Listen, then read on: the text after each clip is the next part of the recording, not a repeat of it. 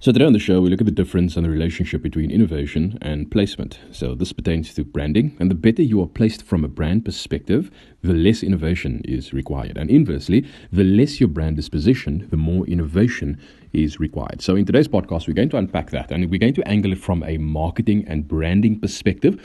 So if you are a business owner and you are relatively new, which means that you don't have a good placement, you're not well positioned in the market just yet, unless you've inherited some money and you've paid quite a bit of people to really help you from a positioning perspective, then this might not apply to you. But if you are new and you want to position your brand to a point where you don't require as much innovation, then stay tuned.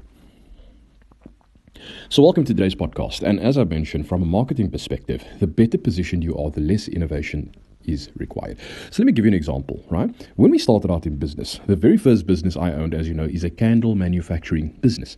Now, I've gone to various workshops, I've spoken to various mentors, and the one thing they've always told me is that when you are new, you need to have something that differentiates you from your competitors.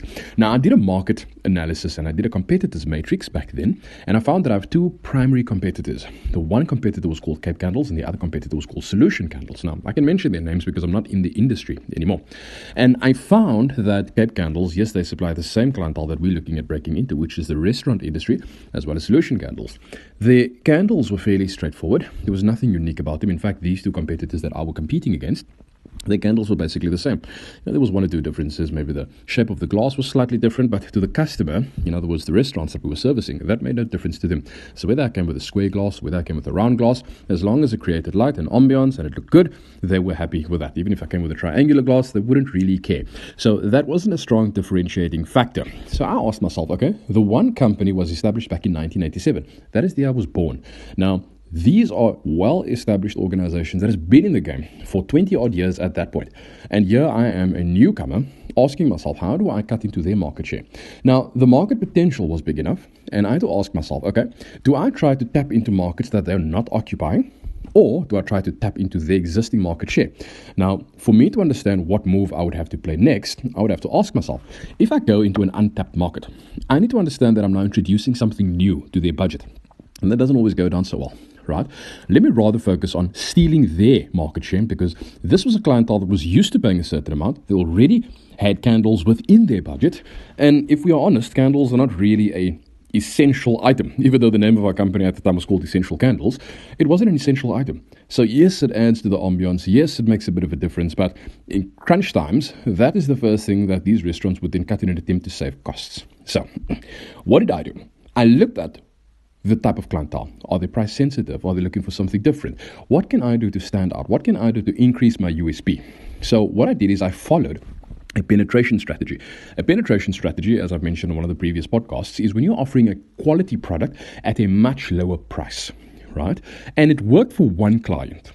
However, the rest of the guys that I was looking at really getting to, they weren't biting. Firstly, a lot of the customers, contrary to popular belief, is not moved by price, especially the industry that I was focused on.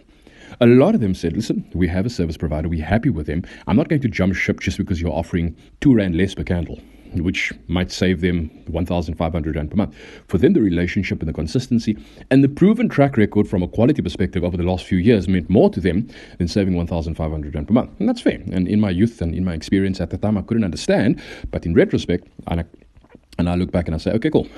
I also wouldn't want a client that would just jump for any other competitor that would come into the market later on, that just because they offered them a better deal from a pricing perspective. So I asked myself, okay, what else can I do to really stand out? Okay, so I did this. Firstly, I looked at the color scheme of the restaurant, right? What I then did is I said, what if I could offer you more than just ambience? What if I could offer you more than just light on your tables? And they said, okay, I'm listening, speak on. I said, it takes the average patron about 17, 18 minutes to eat their food, right? They probably spend about 2-3 hours in the restaurant. What if this can be a perfect marketing opportunity? So what I decided to do is, firstly, I'm going to change the color of the candles to the color of the brand. So if we supplied Ocean Baskets, I made the candles white and blue, right?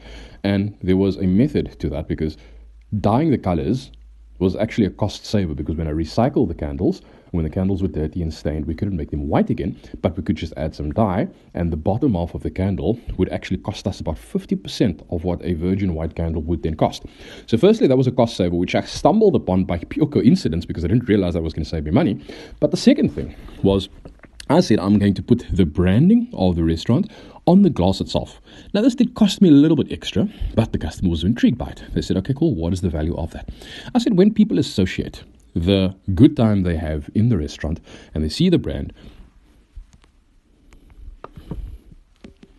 said when people associate the good time they have in the restaurant with the brand that is in their face, that increases that brand association from a positive perspective. Now, at that time, I was doing a lot of studies on subliminal marketing. Now, yes, this was nice, but it didn't really push them over the line. I said, lastly, if you run a bit of a competition and you tell patrons that are in your restaurant to actually take the candle, we put a QR code at the back, and they scan that QR code, it actually takes them to the social media platforms, or it takes them to a landing page, right? And on this landing page, you can either leave a good review, singing the praises of the restaurant, and that then goes onto the social media platforms, which increases the credibility, because only 14% of customers trust an advert, whereas up to 77% of people trust a review or a referral. So we want to build on that, because that is power from a marketing perspective. The best way to still market any company or any product is word of mouth. And if it's a reputable source, even better. If it's an influential person, even better, which is why influential marketing is so powerful.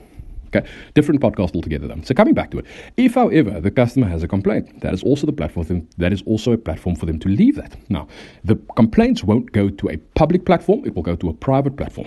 Now, what restaurants understood is that a complaint from a customer is a good thing. Nothing is worse than having an unhappy customer that doesn't complain.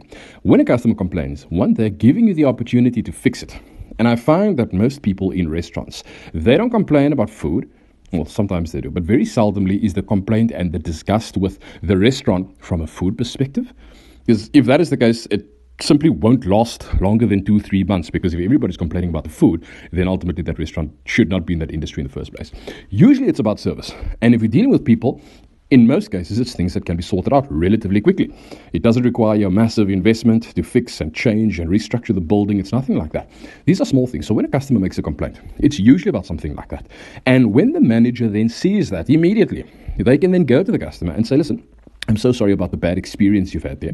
When you come back, I'll give you X percentage off on your next meal, or I'll bring you a dessert free of charge. And in most cases, when someone is happy, or when somebody is unhappy, and their problem is immediately attended to, or even not immediately, but later down the line, they might actually end up saying, okay, you know what, thank you, I appreciate that. You know, you guys stuffed up, but you faced it, and you've given me some sort of compensation for that. I'm happy. So when we implemented that, the business started taking off, and more people started coming on board. Why? Because we weren't well placed, but we were well innovative. Now, I met with an organization yesterday. Now, I've worked with big organizations before, and organizations that are in the public sphere now, and I've helped them in the formative years and even in the intermediate years to get to a point where they are established. The organization I met with yesterday, however, was a level far beyond that. Now, I've worked with organizations that has turnovers of millions, tens of millions. This is the first time I met with an organization that is in the hundreds of millions mark. Now, for me, quite personally, this was intimidating, because I've never seen these kinds of numbers in not only the businesses that I've had, but in any other client that I've worked with. So this was completely new for me, and I had a bit of imposter syndrome, if I'm completely honest with you. Why am I here? Anyway, coming back to the point, I've sat with the organization because I threw a marketing analysis. And looking at this organization, I'm asking myself, what can I do? Because this organization is so beautifully placed. It doesn't require that much innovation. How do you help take a business that is already doing well even further?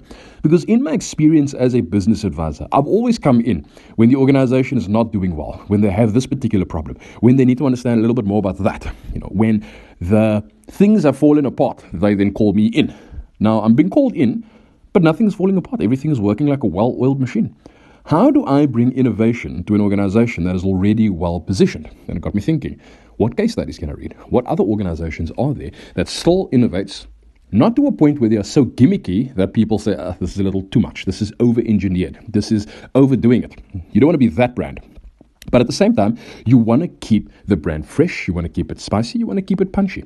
Not to a point where what Jaguar did, where they went so far off the rails that they've lost their identity as a up-class luxury premium brand, how could I position, or how could I help the positioning to go even further, stay relevant, not shrivel into irrelevance, and just get to a point where, one, it's ticking over and increasing the sales as a result, keeping in mind that they're already doing so well. And I looked at an organization, and the organization is probably one of the best, if not the biggest beverage brand in the world that still innovates month in, month out, year in, year out, and that is Coca-Cola. So I'm asking myself the question, what is Coke doing so well? They're positioned beautifully. Now, not only are they positioned well, they are a behemoth in the industry. When a brand rises to a level of significance, Coke will either squash them, like they did with Virgin Cola, Richard Branson's brand, or they would actually acquire them. Now, if a brand does well and it gets bought out, that's usually a really good opportunity for that initial brand to get that big payday and jump off on the golden parachute. But that is not the point of this little story. Why is Coke still relevant? If they decided to stop all advertising, they would still be a successful brand. But they don't cease to innovate.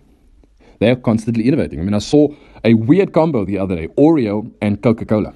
Now, in my mind, I'm thinking it's so unnecessary.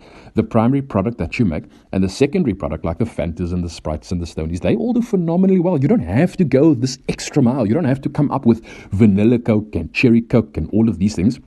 But they do that because they understand that the younger market, they want innovation. And because their market range is so broad, they cannot stick to the one thing that has kept them alive.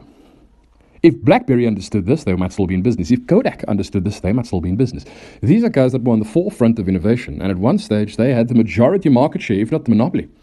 And when competitors entered the market, they ceased to innovate, and as a result of that, they died and shriveled into irrelevance. So, if you are a business, right, and you're not as well positioned, now, I can think of countless examples that are out there of companies that are well positioned, but they don't innovate. I'm thinking of expensive hotels that you'd go to in Cape Town. If you're looking at what it is they really offer, right? Yes, they're well positioned. They might be positioned as the most luxurious hotel in Africa. But if you go there, the food it's nice, but it didn't blow my mind. If you're expecting the best culinary experience, you're not going to go there. In fact, you can go to a place that can offer half you can get something at a different place for half the price, but twice the experience.